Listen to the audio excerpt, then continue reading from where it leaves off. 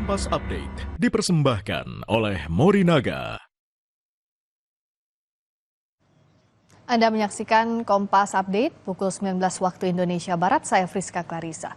Banjirop kembali merendam permukiman warga di Kecamatan Ulu Jami, Kabupaten Pemalang, Jawa Tengah, Kamis siang.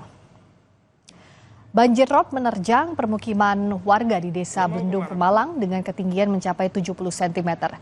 Selain permukiman, banjir air laut itu juga merendam fasilitas umum seperti jalan desa hingga sekolah.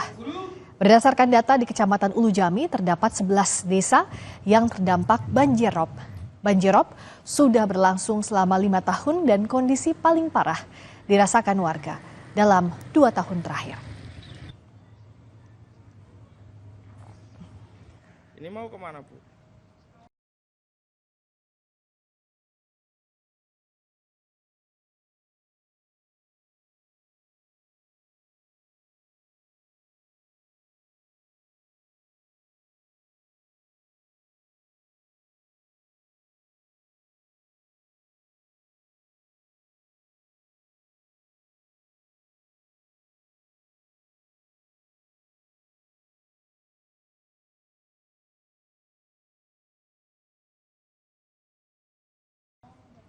Demikian Kompas Update, Sapa Indonesia Malam kembali sesaat lagi.